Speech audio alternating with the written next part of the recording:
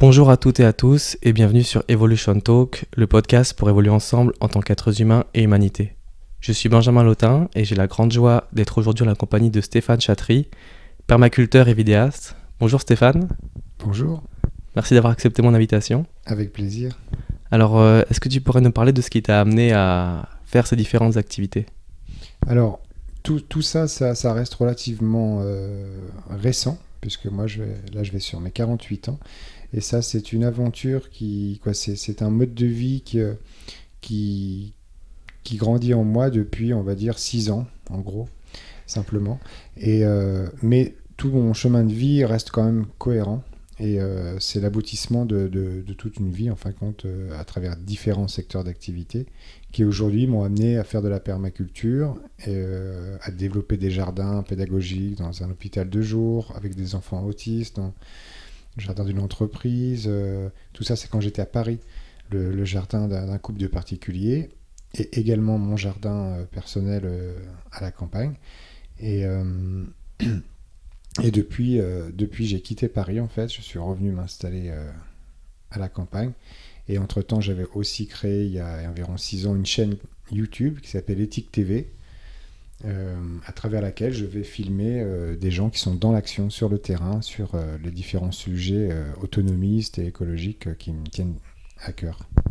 Tu parlais de ta vie d'avant. Qu'est-ce que tu as fait un petit peu avant tout ça Alors, moi, en fait, si tu veux, je vois que ce qui m'anime vraiment, je suis quelqu'un de créatif. Enfin, moi, j'aime créer des choses. Et ça, c'est vraiment profondément ancré en moi, puisque à l'origine, quand j'étais adolescent, moi, et plus jeune, même depuis tout petit, je dessinais tout le temps. Je dessinais, et puis j'ai été pris de passion pour la bande dessinée. Donc, je dessinais, je faisais des bandes dessinées, j'allais au concours d'Angoulême, j'allais voir le festival d'Angoulême. J'étais vraiment dans cet univers-là. Et sauf que au niveau scolaire, moi, j'étais vraiment perdu, quoi. C'était pas du tout, ça me convenait pas, en fin de compte. Et donc j'étais vraiment en échec scolaire tout le temps. Et donc j'avais pas le niveau en lycée général. Et donc j'étais voir un conseiller de désorientation finalement, puisqu'il m'a dit non, il n'y a pas de travailler dans le dessin, il faut travailler dans le bâtiment. Et donc je me suis retrouvé à travailler passer un BEP en électrotechnique et être électricien bâtiment. Et tu vois, c'est un peu... tu te retrouves là comme ça, je dis mais qu'est-ce que je fais là en fait ? Et donc après j'ai arrêté le bâtiment après quelques années, j'ai bossé dans la restauration. Et puis après j'ai un ami qui m'a fait découvrir l'infographie, donc infographiste. Donc là j'ai pu faire une formation de 3 mois. Et puis j'ai cherché du travail, j'habitais à Tours à ce moment-là. Et j'ai pas trouvé de travail, j'ai vu que c'était un peu mou. Et donc je suis parti à Paris. Et là-bas j'ai travaillé dans plein d'agences, dans différentes agences, en tant qu'infographiste, puis après j'ai évolué chef de projet. Et puis là c'était bien, parce que là je crée en tant que graphiste en fait, des chartes graphiques, des sites internet et tout ça. Et puis là je me suis ennuyé au bout de 8 ou 9 ans. Et puis là je suis retombé sur mes pieds, je suis allé vers le secteur des arts plastiques, puisque j'avais créé avec un ami un collectif avec des artistes urbains de la scène du graffiti en fait compte, qui s'appelait Objectif Bombe. Donc Objectif c'était pour la photo et Bombe c'était pour la peinture, mais j'aimais bien cette provocation d'Objectif Bombe en fin de compte. Et donc c'était du graffiti sur de la photo urbaine, c'était des œuvres hybrides entre 2 artistes. Et donc on a fait à Paris pas mal d'expos dans des lieux un peu insolites et tout ça. Et puis je me suis improvisé agent d'artiste, organisateur d'expositions, marchand d'art, et j'ai, pendant une dizaine d'années, comme ça, j'ai fait mon bonhomme de chemin dans ce secteur de l'art contemporain, en allant sur les foires d'art contemporain. Puis j'ai découvert toute la financiarisation autour de tout ça. Et ça m'a vraiment désenchanté, et je me suis rendu compte à quel point l'hypocrisie, la malhonnêteté, tout ça était très présente. Et moi, ça ne me correspondait plus, vraiment. Je voyais que les gens... simplement par intérêt financier disaient que tel artiste c'est bien, alors que quelque part ils n'en avaient rien à foutre. J'ai vu une face du monde qui me décevait. Et donc à ce moment-là, j'ai un peu, si tu veux, j'étais un peu perdu, et je me suis dit bon, je me rappelle, j'étais avec mes collaborateurs, j'ai dit bon écoutez, moi c'est terminé là maintenant je vais prendre 3 décisions. Je vais décider de faire maintenant désormais ce que j'aime, avec les gens que j'aime, et je vais plus mentir. Et là, ils m'ont dit, oui, mais oui, c'est ce que tout le monde voudrait faire, Stéphane, et toi, tu es un rêveur, tu es un idéaliste, mais oui, c'est vrai, je suis un rêveur, je suis probablement un idéaliste, mais c'est ce que je fais depuis 10 ans. C'est-à-dire que je fais ce que j'aime avec les gens que j'aime, et je tâche vraiment d'être honnête, quoi, d'arrêter de vouloir tricher, de vouloir mentir pour arriver à mes fins. Et puis, donc du coup, je me suis radicalisé, j'ai fermé ma société et j'ai ouvert une association à but non lucratif, une association loi 1901, qui s'appelle Artivisme. Donc Artivisme, c'est un néologisme qui lie art et activisme. Et là, pendant 5-6 ans, j'ai travaillé qu'avec des artistes plasticiens qui font des œuvres sur les sujets sociétaux. Donc l'écologie, les droits de l'homme, la nutrition, tout ça. Et là, vraiment, j'ai vraiment eu le sentiment de faire quelque chose de fort. Et même tous les acteurs de l'art contemporain me disaient « C'est super ce que tu fais, Stéphane, c'est ce qu'il y a de plus intéressant, mais c'est ce qui marche le moins. » Et dans ma tête, je me dis « Putain, mais ce monde tourne vraiment à l'envers, quoi. Enfin, moi, je fais ce qu'il y a de plus intéressant, mais c'est ce qui va me rapporter moins d'argent. » Et c'est pas grave, j'ai persévéré dans ça. Et là, un autre déclencheur, là, à ce moment-là, je rencontre Jérémy Balavoine, le fils de Daniel Balavoine, le chanteur, qui m'inspire beaucoup de par ses prises de position dans les années 80, de par sa vision du monde et son courage. Et il me dit, c'est super ce que tu fais avec Artivisme, Steph, mais maintenant, il faut passer à l'action. Là, vous questionnez avec le travail, avec les patients, c'est super, mais il faut vraiment aussi passer à l'action. Et là, je me suis dit, putain, il a raison, quoi.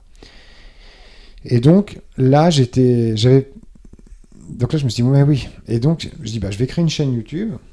Je vais m'improviser vidéaste, en fait. Et j'ai pas de moyens financiers, je connaissais rien en matériel vidéo, donc je me dis, bon, voilà, ça va être des caméras, ça va être des vidéos dans l'action, donc je vais m'acheter juste une GoPro. Un petit micro, et puis j'ai été filmé comme ça des gens, et j'ai découvert la permaculture. Et en rencontrant les gens, je continue à me dire, mais qu'est-ce qu'on fout ici, quoi ? Comment ça se fait ? Tout ce qu'on fait, on détruit la planète. Et là, donc j'ai aussi une amie qui me parle aussi de la permaculture, elle me dit, tu devrais t'intéresser à ça. Elle voyait que j'étais en plein questionnement. Et je découvre la permaculture, qui a été théorisée il y a très longtemps, justement, dans les années 70, par deux Australiens. Et je me rends compte qu'il est possible de composer avec la nature, et que nous sommes un élément de la nature. Et voilà, donc si tu veux, ça a été un peu une révélation pour moi, de découvrir cette philosophie de vie qui est une approche holistique de la vie qui passe, c'est pas juste faire des buts, hein, c'est comment éduquer aussi tes enfants, comment avoir une maison autonome et résiliente, comment produire son alimentation, etc. C'est tout ce que je partage dans le film, tout ce restant dans l'âme, justement. Et puis moi, quand j'ai une idée dans la tête, d'un seul coup, j'ai expérimenté ça dans mon jardin. J'ai regardé toutes les vidéos de Damien Decart, je me suis auto-formé, après je l'ai rencontré, après j'ai rencontré plein d'autres personnes et j'ai appris sur le tas et j'ai vite compris tout ce qui se passait et l'importance. Et puis donc j'ai pas attendu d'avoir 10 ans d'expérience pour créer des programmes et donc j'ai transformé dans une zone industrielle le jardin d'une imprimerie en forêt comestible avec un petit point d'eau, avec des arbres fruitiers, plein de vivaces aussi, mais plein de potagères, plein de petits fruitiers, quoi, tout ce que je pouvais y mettre. Et ça, j'ai tenu pendant plusieurs années. Et puis le jardin d'un couple de particuliers qui étaient tous les deux médecins. Et puis ce jardin dans un hôpital de jour à des jeunes autistes qui m'a permis pendant 1 an de travailler avec des jeunes et puis de les faire revenir à l'essentiel, à la nature, aux saisons, à faire les semis, puis après les récoltes, et après récupérer les graines. Et j'ai vu à quel point moi en tous les cas, ça me faisait un bien fou de travailler avec la nature. Et vraiment, ça a vraiment été une révélation pour moi. Et c'est pour ça que même si ça fait que 6 ans que je fais de la permaculture, je l'ai fait d'une manière intensive dans le sens où j'ai développé plein de jardins et je me suis mis finalement à multiplier les projets, ce qui était extrêmement formateur pour moi parce que ça m'a poussé à devoir m'adapter sur tous ces terroirs différents. Et puis du coup... j'ai tout filmé, c'est tout sur ma chaîne YouTube, hein, tous mes jardins ils sont sur ma chaîne YouTube, j'archive tout ça, ça me permet de voir ce qui s'est passé dans les années passées. Donc voilà. Et comment ça se passe justement le lancement d'un projet, vu que tu en as lancé plein? Ça peut paraître pour certains compliqué ou peut-être ça peut aussi faire peur. Comment est-ce que toi tu fonctionnes dans le lancement de C'est tes le bouche projets? à oreille, hein. C'est uniquement du bouche à oreille, hein. Moi, je, je, je ne crois pas dans le démarchage, mais par contre, je crois dans la relation humaine, en fin de compte. C'est-à-dire que, par exemple, l'hôpital de jour, je préfère parler de ce que je fais autour de moi, mes proches, etc. Puis eux vont me dire, ah bah tiens, bah, je vais te présenter à un tel et ça pourrait intéresser. Et ça, c'est ce qui fonctionne le mieux. Parce que c'est comme ça que cet hôpital de jour, j'ai développé le jardin. C'est quelqu'un qui m'a recommandé, j'y suis allé, on a discuté, et puis on a établi un petit cachet pour chacune de mes interventions, et puis ça s'est fait, c'était merveilleux, quoi. Et vraiment, après je diffuse beaucoup sur les réseaux sociaux, voilà. Et c'est comme ça que j'avais eu le deuxième jardin avec Camille et Rodrigue. Pendant plusieurs années, j'ai développé leur jardin avec eux. Et c'était par les réseaux sociaux, il avait vu, voilà. Et puis, voilà. Et puis au contact de justement toutes ces personnes et puis des différents types de publics de tes jardins, qu'est-ce que tu as observé au niveau de peut-être la différence de ressenti de chaque personne par rapport à un jardin? Qu'est-ce que ça représente? C'est vraiment quelque chose de très important. Je ressens vraiment l'importance de ça. Et quand tu me poses cette question, je repense à un lycée dans lequel j'avais fait une intervention par les arts plastiques. Et un des enseignants avait mis en place la végétalisation de la cour du lycée par les élèves. C'est lui qui avait mis ça en place, et il avait intégré un poulailler pour le recyclage des déchets verts de la cuisine, etc. Il avait vraiment... Et donc je lui disais, lui, c'était des lycéens, ouais. Et je lui dis, mais est-ce que ça a changé quelque chose? Parce qu'il avait beaucoup d'élèves qui vivaient dans des foyers, qui venaient d'Afrique noire, qui étaient immigrés et tout ça. Il avait beaucoup d'élèves qui avaient une soif d'apprentissage, mais qui étaient aussi très durs, qui avaient des vies très compliquées. Donc, c'était pas simple. Et je lui dis, et ces élèves que tu as qui sont durs, etc., comment ça se passe quand ils mettent les mains dans la terre? Il dit, c'est pas les mêmes. Ce ne sont plus les mêmes quand on travaille avec eux dans les bacs, quand on fait des plantations, ça recentre, quoi. Et moi, ce que j'avais vu dans l'hôpital de jour avec ces enfants qui ont des gros troubles psychiatriques, c'est que on apprend à être patient, quoi. La graine, non, on l'a plantée, mais il va falloir que tu arroses un petit peu tous les jours et que tu attendes. Et de travailler avec les saisons. Ah, il pleut un peu, mais c'est pas grave, on va y aller quand même. On va aller dehors. Il fait froid. Mais c'est pas grave, on doit y aller. On va planter les arbres, là. Donc, et donc, tout ça, toute cette. De faire corps, de travailler avec les saisons, et même si on est impatient, on va pas pouvoir faire germer la graine plus vite. Au contraire, on va devoir attendre. Eh bien, tous ces retours à des valeurs de base et banales, quoi, en fin de compte, ce qu'il y a de plus banal, c'est extrêmement réjouissant, et je trouve que ça recentre vraiment notre esprit sur des valeurs de base, quoi. Et donc ensuite, tu es parti à la rencontre de plein de personnes que tu as interviewées donc, sur ta chaîne YouTube et aussi dans le cadre du film Tous résistants dans l'âme. Qu'est-ce que tu retiens de toutes ces initiatives, de tous ces échanges, de toutes ces rencontres? C'est un monde que tu connaissais déjà avant ou pas du tout avant de te lancer dans tout ça? Non, en fin de compte, ma chaîne YouTube, ça a été un prétexte à rencontrer des gens, à me former, du coup, à les côtoyer, puis du coup, à partager plein d'expériences. C'est quelque chose qui s'est découvert avec le temps, au fil, et qui est vraiment à contre-courant de notre société, en fin de compte. C'est ça qui est très intéressant. Et puis, c'est très révélateur du monde dans lequel on vit, en fin de compte, parce que toutes ces alternatives positives, écologiques, autonomistes, eh bien, c'est tout ce que notre société malade et à l'agonie, on peut dire, ne veut pas. Elle ne veut pas qu'on s'autonomise, elle veut qu'on dépende de leur technologie, que l'on dépende de leurs médicaments, de leur alimentation, de leur production énergétique. Et là, plus on étudie la société, plus on étudie, même dans la littérature, dans tous ces livres comme 1984, comme plein de choses comme ça, on se rend compte que finalement, on n'est plus sous De Gaulle, là, et au-dessus de nous, ils nous veulent plus vraiment du bien, quoi. Ils sont plutôt en train, clairement, de défendre certaines multinationales et puis d'enrichir d'enrichir nos milliardaires, mais finalement, il n'y a plus de bienveillance et tout ça. Et ça m'a révélé à quel point on doit progressivement, mais rapidement, aller vers l'autonomie à tout niveau, hein, comme toi qui est plus, en plus spécialiste du jeune. Eh bien, ce sont des actes, comme on discutait tout à l'heure avant l'enregistrement, qui sont pour moi extrêmement réjouissants, et parce que ce sont des choses autonomistes, quoi, qui nous permettent de... c'est intéressant, quoi, de découvrir que tout ce monde qui va vers l'autonomie, vers de produire nos besoins, etc., c'est vraiment... Moi, en tous les cas, ce mode de vie m'a permis pas de m'enrichir financièrement, parce que je gagne tout juste ce que j'ai besoin, mais je pense que c'est la nature, en fin de compte, de ne pas aller vers l'argent, mais d'aller vers des choses positives.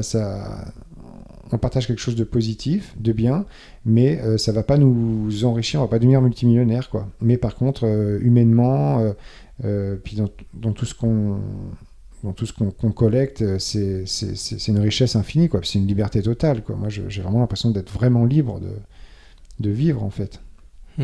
Et c'est quoi, du coup, pour toi, les premiers pas pour se diriger vers cette autonomie, pour s'extraire un peu de la société? Ce serait quoi le commencement? Après, s'extraire de la société, je pense pas qu'on doive s'extraire, et on n'y arrivera pas de toute manière. L'autonomie, c'est pas l'autarcie, c'est pas se couper du monde. Au contraire, l'autonomie, on voit même des gros comme la ferme du Bec et Loin, qui avait été révélée par le film Demain. Eux, ils sont les premiers à dire, ouais, mais on pourrait pas s'en sortir tout seul, en fait. On a besoin de notre copain qui a le centre équestre pour son fumier, on a besoin d'un tel pour faire ça. L'autonomie, c'est vraiment, on reste en société, en fait, on fait société ensemble, mais on va pas pouvoir tout faire, quoi. On va pas pouvoir en même temps faire son pain, en même temps faire ses produits cosmétiques, en même temps faire son foin, en même temps faire ses poulets de chair, et en même temps produire tout ce qu'il faut pour notre kombucha, pour tout, quoi. Donc c'est une histoire collective en société, mais en tous les cas, ce qui est réjouissant, c'est que même quand les gens voient le film ou voient des personnes sur Internet qui sont bien avancées dans l'autonomie, mais qui disent oui, mais non, on n'y arrivera jamais. Mais en fin de compte, c'est quelque chose de très progressif, et ma chaise fait du bruit, et c'est chacun à son rythme, en fin de compte. Moi, j'étais à Paris, et en banlieue parisienne, et en étant en banlieue parisienne, je suis parvenu à faire un peu, quoi, pas beaucoup, mais quand même à me lancer dans mes propres semences, à faire pousser 4 jardins, à développer 4 jardins, et puis moi, à faire mon savon, à faire mon kombucha, à faire mes produits d'entretien, etc. Et c'est en se questionnant, à faire mon dentifrice et tout ça, et au final, ça va très vite après. Tu te rends compte que vite, 1 plus 1, et tu multiplies les actions, et puis à chaque fois tu te remets en question, tiens, ça, est-ce que je pourrais pas le faire, est-ce que je pourrais pas l'acheter naturellement, est-ce que je pourrais pas faire d'autres choses? Et bien, cette quête d'autonomie, pour moi, elle s'arrêtera jamais, quoi. Ce sera toute ma vie, et c'est quelque chose de progressif. Donc chacun a son rythme, mais l'idée, c'est d'essayer chaque jour de faire du mieux qu'on peut. Donc voilà, là j'ai trop de déchets de recyclables, tiens, je me suis dit, je vais peut-être utiliser les bocaux en verre. On ne produit pas encore nos compotes, on les achète en bio en bocaux en verre. On va garder ces bocaux en verre, et après de ces bocaux en verre, on en fait des récipients pour éviter les boîtes en plastique dans le frigo, pour mettre mes contenants pour mes graines dans la cave, c'est que des petites actions comme ça, et puis après, il faut être curieux, quoi. Moi, je suis très curieux, donc, et puis je m'ennuie vite, donc il faut que ça bouge, il faut que je fasse des choses, et voilà. Et c'est quoi qui t'intéresse justement en ce moment? Qu'est-ce qui attire ta curiosité en ce moment? Ma curiosité, ce qui m'intéresse, c'est toujours aller vers cette quête d'autonomie, et vraiment le fait d'avoir quitté Paris, en fait, c'est une bonne chose, parce que je suis revenu dans mon village natal 21 ans après, qui est un tout petit village de quelques centaines de personnes, et je vois la force du lien social, en fin de compte, qu'on a dans nos campagnes, dans nos villages, que j'avais oublié, en fin de compte, en étant dans dans une mégapole comme Paris, où, en fin de compte, il y a une grosse artificialisation de la vie en société. Plus on est concentré, plus on concentre d'humain, plus on déshumanise en fait les relations humaines, et plus ça devient artificiel. Plus c'est une société qui tend sur l'artificialisation, sur la compétition, voilà, donc ça brise beaucoup de choses, et le fait de revenir à la campagne, dans des lieux qui ont finalement pas beaucoup changé, je revois des vrais gens, quoi, des vraies personnes qui sont vraiment individuées, quoi, qui sont pas des clones d'une société malade, avide d'argent et de pouvoir, et prêt à tout pour écraser la tête des gens pour évoluer. Et je retrouve vraiment des vraies personnes, et vraiment tisser des liens avec ces gens-là, c'est vraiment réjouissant. Et moi, là, je suis en train de développer un groupement d'acteurs et de consommateurs du naturel autour de chez moi, dans notre communauté de communes, et on référence les acteurs du local, et puis on fait une carte en ligne et tout ça, et puis on va faire des marchés producteurs entre nous, où tout le monde est Mais vraiment, ma motivation première, c'est ça. C'est de prouver que dans un périmètre de maximum 50 km, toutes les énergies autonomistes qui sont là, et puis justement ce qui n'est pas, tiens, mais on n'a pas de lentilles, etc. Si ça se trouve, Antoine, il peut en faire, hein, il a 100 hectares, il est en polyculture et tout ça. Je vais faire de la lentille, t'as raison. Et on va s'entraider vraiment comme ça, et l'idée c'est de prouver que dans un petit périmètre, on peut produire beaucoup de... Et après, se désolidariser le plus de la société de consommation aussi. Et ça, je pense que c'est vraiment... Déjà, le fait de dire la vérité, je trouve ça révolutionnaire aujourd'hui, mais en plus de travailler comme ça sur une quête d'autonomie, et de produire en local, et en plus de créer du lien social et créer de l'emploi, c'est hyper réjouissant. Quand tu parles de dire la vérité, ce changement que tu as effectué, ça s'est passé comment justement dans ta vie, ce passage-là à plus de transparence ? Je sais pas, peut-être que j'ai une petite part de folie que je cultive en moi, et on m'a dit oui, mais voilà, la nature humaine c'est aussi de mentir et tout ça, et moi je me suis refusé de penser à ça, et je me suis dit moi je vais essayer de vivre sans mentir. Et en fait, je dis pas que en dernier mode de survie, etc., je peux pas raconter un mensonge pour m'en sortir, mais je sais pas, je te dis une connerie, Bon, je vais peut-être pas le dire, mais par exemple, s'il me reste un point sur mon permis, je me fais flasher, je vais peut-être dire que c'est ma femme qui conduisait plutôt que moi, tu vois. Mais je suis honnête, quoi. Tout ce que je fais, je tâche, je suis pas parfait, hein, mais je tâche vraiment de me dire, voilà, sois honnête. Et en fait, quand on se désintoxique de ça, quand on n'est plus habitué à mentir, eh bien, si peu qu'on va dire un petit mensonge, on se sent vachement coupable, quoi. C'est très dur à vivre. Je dis ouais, mais je l'ai fait pour pas qu'il soit vexé. Toi, dans ma tête, je me dis machin, je l'ai pas vraiment dit et tout ça. Mais donc c'est peut-être un petit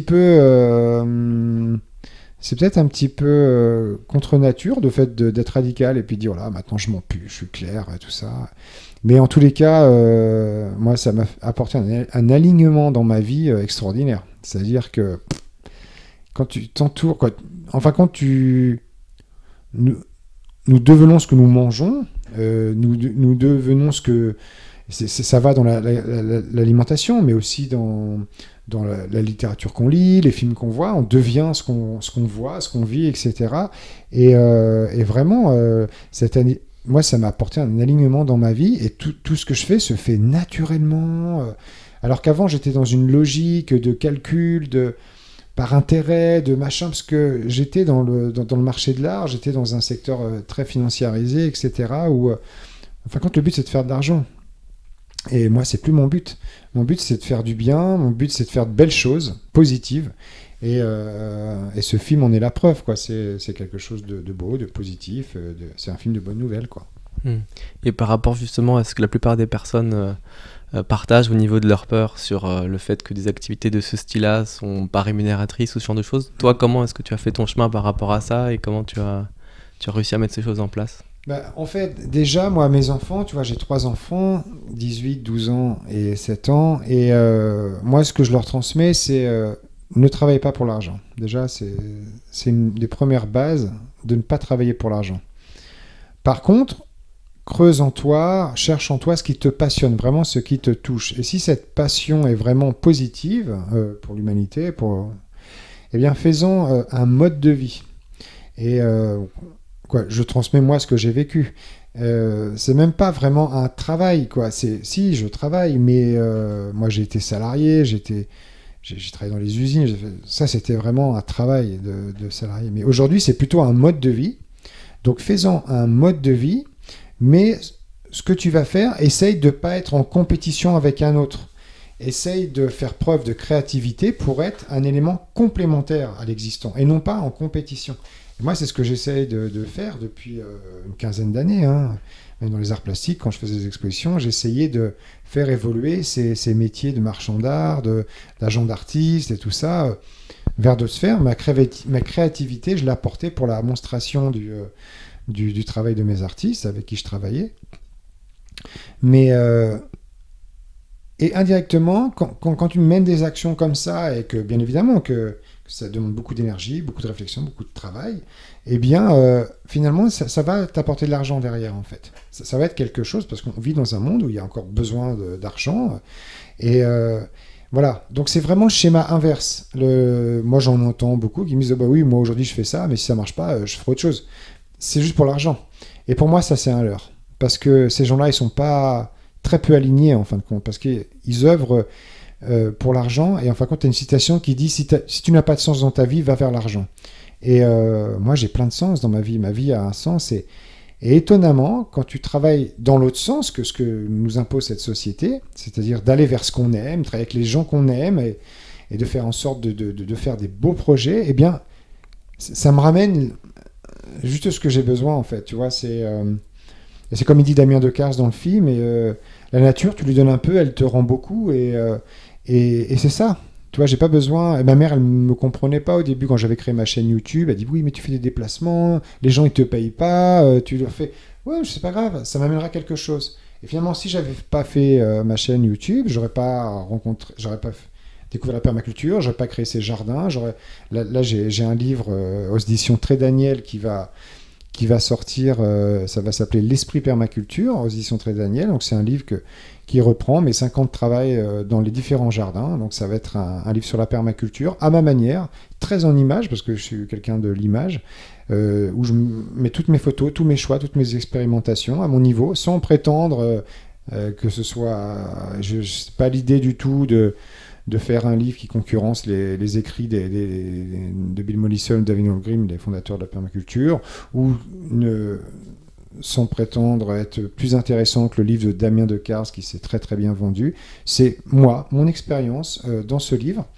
Et en fait, voilà, et puis donc ça m'a fait rencontrer Louis Fouché. J'ai fait ses vidéos gratuitement. Puis on a fait un livre ensemble, et moi je suis co-auteur du livre, et du coup le livre il s'est vendu à 30 000 exemplaires. Là j'ai touché les droits d'auteur qui m'a permis de vivre quelques mois, et voilà, mais c'est pas dans une idée... Ça vient après, et c'est vraiment le cœur et la passion qui... Le film, voilà, on le fait vivre, ça va nous rapporter des droits d'auteur. Bon, ça va pas être... c'est un film qui remplit les salles, mais comme c'est du goutte à goutte, quoi, c'est du coup par coup, c'est pas non plus des sommes énormes, mais moi ça me permet de vivre aussi un peu. De toute façon, les rentrées d'argent, moi j'essaie d'en avoir dans plusieurs choses. Je mise pas sur une action pour me dire voilà. Donc c'est multiplier les projets, pas mettre tous ces œufs dans le même panier. Voilà. Et donc faire un film, c'était inconnu tout ça, et comment justement on passe du monde de YouTube au monde du cinéma, parce que c'est un film en plus qui a été complètement autoproduit, donc comment est-ce que ça se passe tout ça? Eh bien ça s'est passé tout naturellement en fait, c'est-à-dire que moi c'était très excitant de passer du statut de vidéaste amateur youtubeur à celui de réalisateur d'un film long métrage pour cinéma, qui sont les deux extrêmes en fait, et c'était très excitant. Et en fait ça s'est fait sans aucune peur, vraiment c'était logique. Après qu'on ait fait le livre avec Louis, j'ai dit maintenant il faut qu'on aille voir tous ceux qui nous inspirent, quoi, dans ce monde-là, qu'on fasse un beau film positif, et qu'on l'intègre dans l'institution. On aurait pu faire un film alternatif, montré en projection privée, mais là, je lui avais vraiment dit, il faut qu'on rentre dans le système avec ce film-là, faut qu'on fasse de la projection en salle de cinéma. Déjà, parce que, voilà, ça... Hop là, pardon. Ça... il faut rentrer dans le système pour le soigner, en fin de compte. Et je trouve que le retour au cinéma, c'est quand même quelque chose d'important. Et là, ça fait depuis 4 mois que je fais des ciné-débats aux 4 coins de la France. Et vraiment devant beaucoup de salles remplies. Et c'est très réjouissant d'aller voir le public. Parce que l'idée du film, c'est de créer du lien social et que les gens passent à l'action locale, quoi. Vraiment, c'est le fil conducteur. Et comment ce film est reçu le plus souvent? Qu'est-ce que tu as comme retour généralement? Vraiment, c'est un retour extraordinaire, quoi. C'est vraiment, les gens ressortent, ils ont pleuré. Les gens sont très, très, très émus, très touchés parce que c'est un film. Moi, à aucun moment en tant que réalisateur, j'ai dit à Louis, c'est Louis Fouché qui dirige les discussions avec les gens, quoi, qui accompagne les gens dans des discussions. On va à la rencontre de 25 personnes. Et tout se fait très naturellement et en fait puis moi qui travaille dans les arts plastiques, j'ai un œil, j'ai affûté mon œil dans les cadrages, dans toutes ces choses là, et c'est comme si j'avais déjà fait des films. En fin de compte, je choisissais un angle bien précis pour chacun, et le film, je l'ai pensé sur la musique principale du film en écoutant le morceau Home de Wilfried Barrueco. Et j'ai vu la scène de fin, etc. Puis après, je me suis lancé dans le projet du film. Donc le film était déjà en moi. Et après, avec Louis, il est devenu co-auteur du film. Et donc, on a affiné les choses ensemble et tout. Et tout s'est fait naturellement. Et c'était incroyable parce qu'on a filmé septembre, octobre, novembre en 2021. Et donc c'était l'automne, quoi. Octobre, novembre, c'était l'automne. Et on a beaucoup de prises en extérieur. Et vraiment, c'était magique de voir à quel point on avait à 80% le soleil avec nous, quoi. Alors que c'était vraiment pas gagné, tout était programmé. On arrivait, il faisait gris, l'équipe technique mettait en place les caméras et tout ça, ça mettait 1 heure, 1 heure et demie, 2 heures. Et puis quand on faisait des claps, c'était une éclaircie, quoi, d'un seul coup, et on parlait pendant 1 heure, et on a vécu des choses incroyables, quoi. Et Louis me disait, on a les astres avec nous, et c'était parce qu'on est aligné, quoi, parce que nos mots sont en phase avec nos actions, et on est cohérent, on travaille sur nos incohérences, et on travaille sur la cohérence, et en fin de compte, voilà, il n'y a pas de doute, quoi. C'est ça la vie, quoi. Et qu'est-ce que tu gardes de toutes ces rencontres avec ces 25 personnes et plus toutes celles que tu as rencontrées au final? Qu'est-ce que tu gardes en mémoire de tout ça? De l'espoir. Moi, je garde vraiment de l'espoir. Ça rassure. On se dit, voilà, ces gens sont pas fous.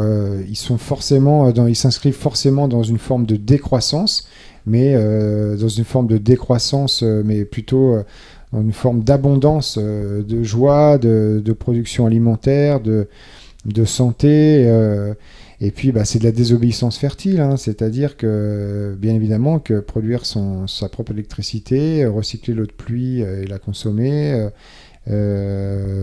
travailler plus sur les monnaies locales, produire ses pommes de terre, ses courges, ses oignons, son ail et ses carottes, finalement c'est un acte contestataire, quoi. Moi, quand j'ai découvert la permaculture et j'ai fait la première vidéo avec Cathy, la première permacultrice que j'ai rencontrée à côté de mon village, de K8 Transmission, son association. J'ai découvert son jardin, elle m'a fait visiter, et puis je dis, tu sais, moi je suis végétarien depuis quelques années, et tout ça. Elle fait, ouais, mais tu sais, toi qui aimes les arts militants, de faire pousser sa nourriture, c'est un acte militant, en fin de compte. C'est-à-dire que tu n'es pas d'accord avec le système, avec de faire venir tes poireaux d'Espagne ou de je ne sais où, fais-le, quoi. Tu peux le faire, tu peux faire pousser. Puis c'était intéressant parce que j'étais végétarien à ce moment-là. Je boycottais la viande industrielle et tout ce qu'il y a autour. Et je dis, mais c'est super. Et j'avais pas pensé le potager comme un acte militant, en fin de compte. Pour moi, c'était un truc super chiant. Je voyais mon grand-père faire des rangs de 20 mètres de long. C'était hyper fastidieux, à toujours bêcher, à toujours lutter contre la nature. Alors que un jardin naturel, c'est quelque chose d'extrêmement créatif, de profondément créatif. Et moi, ma créativité, vraiment, elle s'exprime sans bride dans mes jardins. En fin de compte, j'essaie de faire des jardins esthétiques aussi. Et c'est une créativité à l'infini. Et c'est un apprentissage à vie. Et de ce que je retiens de tous les gens, c'est de renforcer toutes ces idées-là que je te partage. C'est qu'eux, ils sont tous à leur niveau sur toutes ces alternatives-là. Et c'est un peu un concentré de tout ce qui est, pour moi, très important pour soigner ce monde, quoi. Voilà. Et justement, comment est-ce qu'on renoue avec sa créativité? C'est quelque chose pour toi qui t'habite depuis longtemps, mais pour les personnes qui peut-être n'ont plus créé depuis très longtemps ou qui ont complètement vécu une vie où il n'y avait pas de place pour ça, comment est-ce qu'on pourrait y revenir un peu plus à cet aspect-là? Après, c'est sûr qu'on n'est pas tous hyper créatifs, on n'est pas tous voués à faire des forêts comestibles, on n'est pas tous voués chacun son truc, mais en tous les cas, les personnes comme moi qui sont créatives sont inspirantes. Donc du coup, ça permet, et le film, c'est ça. Le film, il est là pour inspirer les gens. Et surtout, il y a une vraie invitation à passer à l'action. En fin de compte, c'est qu'à la fin, on finit sur les faces caméra. Ça, c'était une idée de Louis de faire à la fin des interviews, une face caméra où notre intervenant face caméra parle directement au public. Et en gros, il dit, vas-y, tu vois, moi je l'ai fait, c'est pas compliqué. Vas-y, vraiment, n'ayons pas peur, passez à l'action et tout. Et c'est que toutes les alternatives comme ça, créatives, tout simplement inspirent derrière. L'idée, c'est pas qu'on soit majoritairement créatif, c'est pas grave. Il y a toujours des initiateurs, il y a toujours il y a plein de personnes qui ont d'autres formes de créativité que moi, qui m'inspirent. Et moi, je pense que chacun a le meilleur, en fin de compte. Nul n'est parfait. Mais tous mes inspirateurs, Victor Hugo, Jaurès, l'abbé Pierre, Chomsky, voilà, Pierre Rabhi, ils n'étaient pas parfaits, quoi. Mais par contre, moi, je prends chez eux ce qu'ils avaient de meilleur et de plus beau, et ça en fait mon mode de vie, ça alimente quelque chose de positif, et tout simplement. Et justement, comment est-ce que tu vois l'avenir avec toutes les rencontres que tu as faites, que ce soit dans ta vie d'avant ou dans ta vie actuelle? J'imagine que tu as vu un peu les deux mondes différents, deux opposés. Et comment est-ce que tu entrevois justement l'avenir collectif qui mêle ces deux univers? Oui, c'est une bonne question. Tu as raison de parler de ça, parce que moi, je sais pas. J'ai l'impression que ce monde hyper numérique, transhumanisme, allopathique à outrance, etc., il y a un public pour ça, en fait. J'ai l'impression qu'il y en a qui ont envie de ça. Et encore une fois, je pense aussi que c'est une voie de garage, en fait. Comme ce que partage Louis Fouché sur le sujet. Et que cette voie du retour au naturel, de cette sobriété heureuse, chère à Pierre Rabhi, de ne plus rentrer dans une prolifération de biens matériels, d'argent à outrance, de placements financiers, de faire fructifier son argent, moi je le fais avec les graines, quoi. Je vais faire fructifier mes graines, multiplier mes fruitiers, mes petits arbres fruitiers, mes plantes médicinales et tout ça. Et j'ai l'impression qu'il y a aujourd'hui comme une espèce de division, en fin de compte, ceux qui vont vers le tout numérique, vers la confiance absolue dans la religion allopathique, et d'autres mais en même temps, qui se tournent vraiment vers le naturel, mais en même temps, je pense qu'il y a aussi quand même des gens entre deux. Moi, le premier, j'utilise les réseaux sociaux, j'utilise YouTube pour ma chaîne qui est absolument pas écologique, mais j'ai essayé de ne pas monétiser mes vidéos. Donc forcément, le fait de ne pas rentrer dans le jeu, de ne pas monétiser les vidéos, etc., ça te fera pas aller augmenter, parce que plus tu acceptes des choses comme ça, plus ta chaîne va avoir de la visibilité. Donc, mais c'est pas grave, ça m'empêche pas. Maintenant, je sais pas, on est peut-être à 90 ou 95 000 abonnés. Et ça se fait tout naturellement, quoi. Et j'utilise leur système pour soigner le monde, en fin de compte. Parce que si je monétisais mes vidéos, d'un seul coup, on me dit, mais regarde, là, t'as 500 000 vues, t'aurais pu toucher de l'argent, machin truc. Mais non, mais j'ai pas envie que Google me donne de l'argent. Moi, j'ai envie d'utiliser son système, Donc c'est gratuit, j'utilise, mais pour soigner le monde, pas pour m'enrichir. J'ai un problème avec ça. J'en connais des autonomistes qui n'ont pas de problème avec ça, mais pour moi, c'est par rapport au mode de vie, c'est plus cohérent de ne pas prendre cet argent-là, parce que en plus, ça va pervertir mes choix. C'est-à-dire que, tiens, j'ai fait telle vidéo avec telle personne, ça m'a rapporté 400 balles. Bon, bah, je vais refaire avec cette personne. Je vais refaire un sujet là-dessus. Et d'un seul coup, je perds le fil. Mais mon fil, il est dans l'instinct.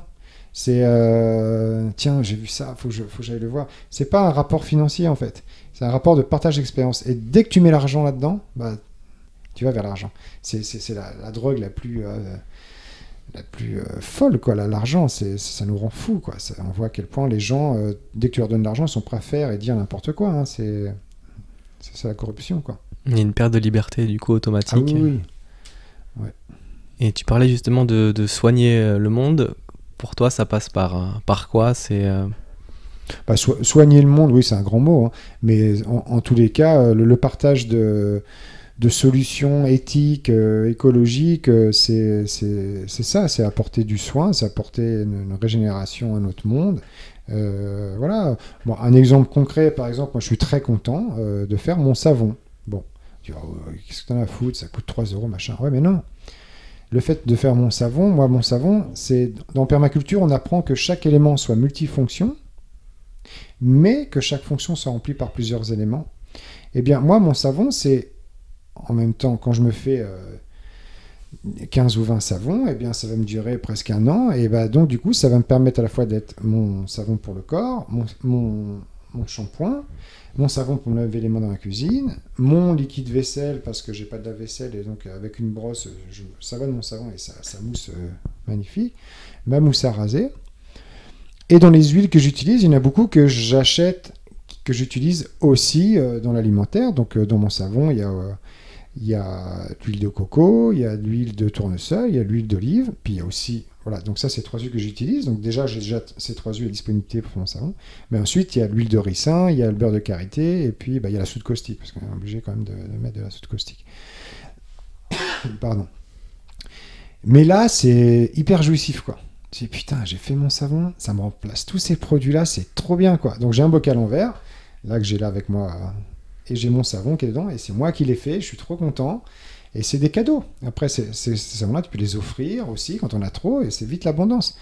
Et ça, c'est vraiment une grosse victoire, quoi, parce que ça m'évite d'acheter ces shampoings en bidon en plastique. Ça évite tellement de choses, et j'ai pas l'impression de me priver. Et quand je passe 2 heures à faire mes savons, je vais le faire une fois tous les 3-4 mois, et ben c'est 2 heures de travail pour 6 mois de liberté, en fait. Et j'en prends soin, je les vois sécher, je les mets sécher sur une petite étagère et tout ça. Et en plus, plus le savon va... C'est une passion après le savon. Plus le savon va sécher dans le temps, plus il va se bonifier. Son savon, ça fait 2 ans qu'il sèche, il est encore meilleur. Et tu découvres tout ça et tu dis, waouh, mais c'est vraiment super. Et tout ce temps, et ben, là, j'ai pas besoin de travailler pour acheter mon gel douche, pour acheter mon kit vaisselle, pour acheter tout ça. J'ai pas besoin.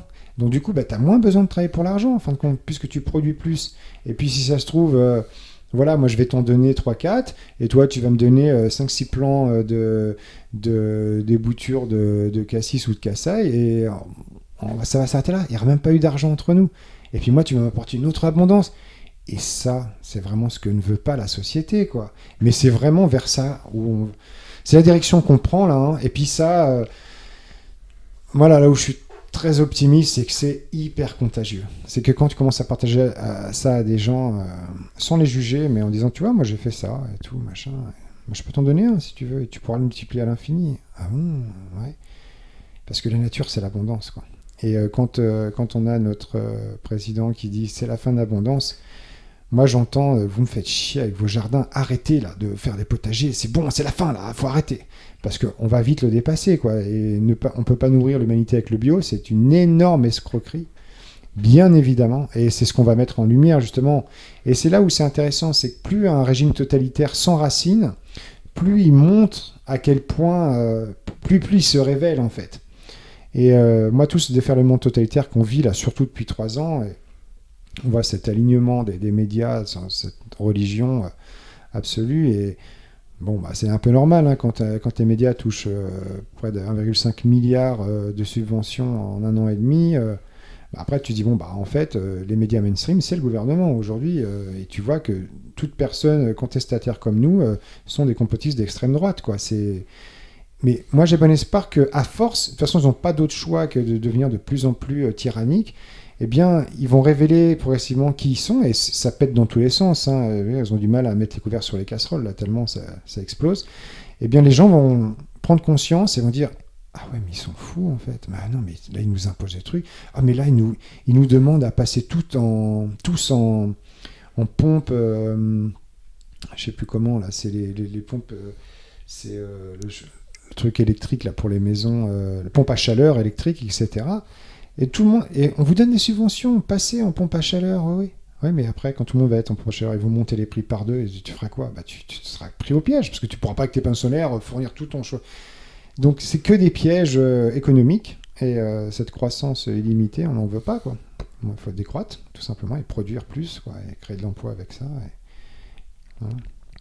Donc, ouais, pour toi, c'est vraiment possible d'aller vers cette abondance, et en fait, cette abondance communicative qui va faire que grandir et qui est déjà naissante en fait sur tous les territoires où tu es passé déjà. Oui, c'est peut-être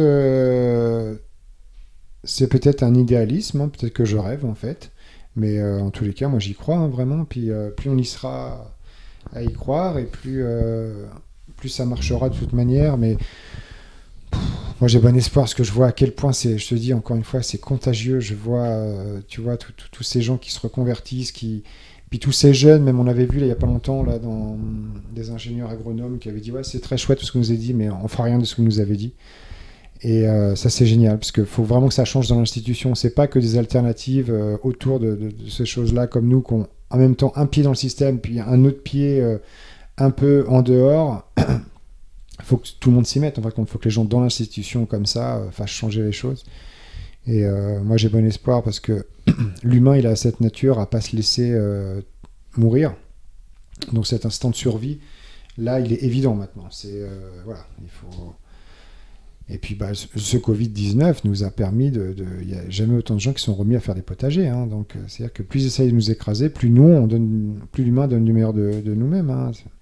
Et plus il tâche de financièrement nous appauvrir, plus on sera solidaires les uns avec les autres. C'est la nature humaine. Hein. Et si tu avais un conseil à donner à toi à 20 ans plus jeune, qu'est-ce que tu partagerais par rapport à là où tu as envie d'aller? Moi, aujourd'hui, je suis quand même heureux de ce que je fais, tu vois, mais on dit toujours qu'on récolte les fruits vers la quarantaine, en fin de compte. Ce serait un petit peu, là, vraiment, tu récoltes le fruit de ton travail. Et moi, je suis passé par tellement de secteurs d'activité que... Avant ces dernières années-là, j'étais vraiment pas heureux, quoi. Et quand j'avais 20 ans, j'étais vraiment perdu. Hein. C'était justement 20 ans. Un an avant, je venais de faire l'armée obligatoire, tu vois. Donc, ce qui était violent pour moi, hein, de passer 10 mois dans une caserne militaire à Orléans, à faire la guerre, habiller tous pareil, tous coiffés pareil. C'était très violent. Hein. C'était très, très perturbant pour moi, qui aime être individué, qui aime... ne pas être comme les autres, essayer de faire différemment. J'étais pas très heureux, et donc après j'ai travaillé dans la restauration, et j'ai travaillé 2-3 ans en tant que serveur, barman, et j'ai fini à l'hôpital en dépression. J'ai fini dans une clinique psychiatrique avec des antidépresseurs en intraveineuse et tout ça, et je me dis mais qu'est-ce que je fais de ma vie là? Qu'est-ce qui se passe? Ça va pas, quoi. Et là c'est là où j'ai un de mes amis d'enfance qui est venu me voir de Paris, qui m'a dit tiens, tu vas venir avec moi, tu as un arrêt de maladie, et tu vas venir voir ce que je fais à Paris. Et donc j'ai découvert l'informatique, j'ai découvert qu'il était infographiste, et il faisait justement une affiche pour Halloween sur Allociné. Et j'ai dit, ah mais en fait quand c'est comme si tu dessines. Il fait, mais bien sûr, mais toi Stéphane, avec tout ton passé de dessinateur, tu peux l'exprimer maintenant par l'informatique. Et donc c'était la révélation. Et voilà, quand j'ai eu cette... et c'est ça qui est important, c'est que quand tu es au fond du gouffre, tu vois, au fond, tu as juste un coup de pied à remettre pour remonter en surface. Et ça, j'ai cette capacité-là quand même, à pouvoir d'un seul coup, quand j'ai une idée en tête, vraiment, c'est comme ce film. À aucun moment, j'ai eu peur. J'ai dit, bon, on va pas demander d'argent à l'État ou aux subventions, etc.